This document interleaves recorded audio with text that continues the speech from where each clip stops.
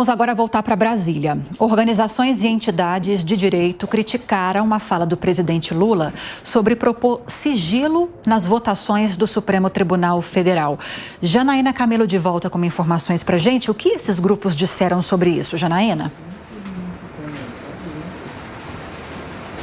Bom dia, Lívia. Pois é, tá? Essas entidades têm argumentado que o sigilo nos votos dos ministros do Supremo Tribunal Federal significa uma falta de transparência e que pode prejudicar, inclusive, o próprio Supremo. Uma das entidades que se manifestou foi a Associação de Juízes Federais, a AJUF. O presidente Nelson Alves disse que a transparência nas decisões da Corte fortalece a atuação dos magistrados e que o Supremo tem o direito e o dever, com base nos autos, nas provas juntadas no processo e também no seu livre entendimento motivado, decidir o que ele bem entender com relação a isso, mas que isso não quer dizer que os magistrados devem ser ameaçados ou atacados, por conta das suas decisões.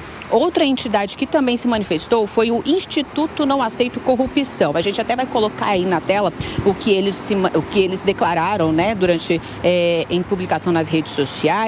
Disseram o seguinte, que a declaração do presidente Lula causa profunda perplexidade, sem que haja respaldo para tanto na ordem jurídica e que, sem o respaldo constitucional, a proposição vem na contramão da necessária prestação de contas de cada um dos poderes e diz também que é inadmissível generalizar o sigilo para votos. Lembrando que Lula fez essa declaração ontem, durante a sua live semanal nas redes sociais. Ele disse o seguinte, que a sociedade não tem que saber como votam os ministros do STF. Ele disse também que o sigilo evitaria aí que um ministro fosse admoestado, na palavra dele, ou seja, criticado em público. Essa declaração tem provocado bastante repercussão aqui em Brasília, Lívia, e a gente vai acompanhar tudo por aqui.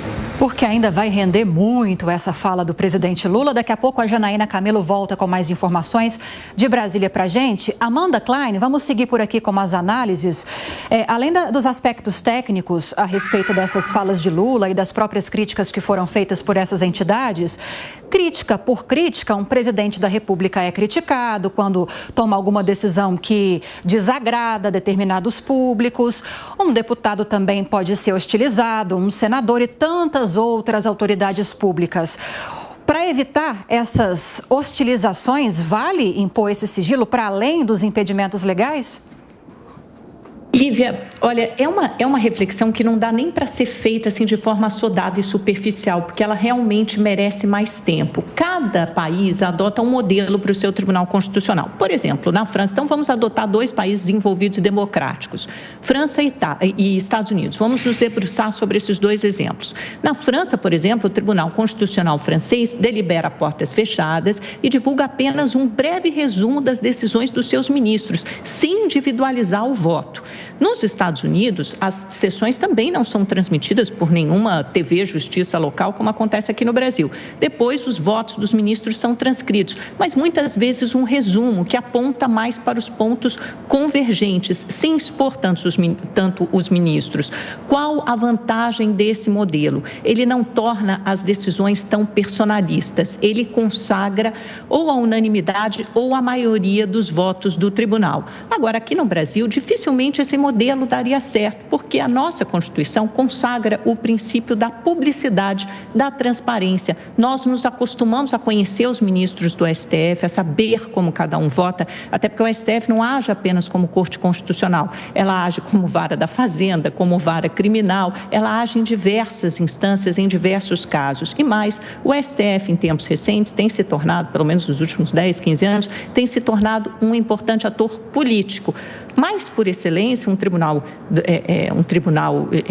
de judicatura, ele age sempre pela posição contramajoritária, ou seja, ele não tem que estar suscetível à pressão popular, porque muitas vezes ele decide por casos que não atendem aos anseios populares. De qualquer forma, eu acho que o atual modelo, na nossa cultura e no nosso contexto, tem que ser sim o da publicidade e o da transparência. No Brasil, não quer dizer que outros modelos não sejam possíveis em outros países, mas discutir isso agora no Brasil seria um retrocesso. Ô Mota, isso dificilmente vai acontecer, mas eu pergunto para você o seguinte, a gente não sabe, claro, o que alguém pensa ou de que maneira que essa declaração veio, mas será que o presidente falou por falar ou ele acredita mesmo que isso possa acontecer? Essa é uma pergunta que eu não vou poder responder, Tiago, porque a gente vê coisas acontecendo todos os dias que não tem nenhuma explicação. É só importante esclarecer que nos Estados Unidos, os votos da Suprema Corte Americana são divulgados. Todo mundo sabe como os ministros votaram, os votos são divulgados, as opiniões são divulgadas e os votos são intensamente debatidos.